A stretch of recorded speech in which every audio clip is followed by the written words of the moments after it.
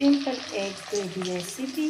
First fry the egg, grind ginger and garlic, onion, whole garlic, boil potato, keeping the egg,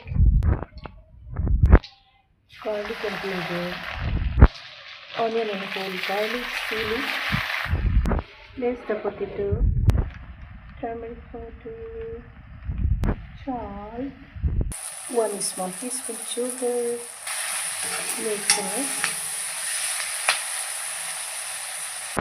1 teaspoon mix spice, here coriander cumin, black cumin and fennel seeds.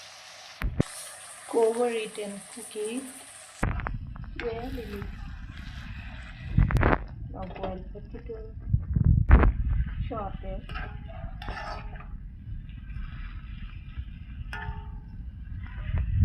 Spices mix with the potato well. Now water. Today I'll add little bit chicken paste here. Now egg. Now hot spice with ajwain seeds. This is very suitable for cough and cold. This gravy get relief you from cough and cold.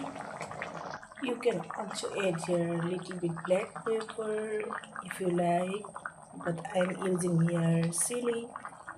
So delicious egg gravy being ready. I have put use here butter ready for serving.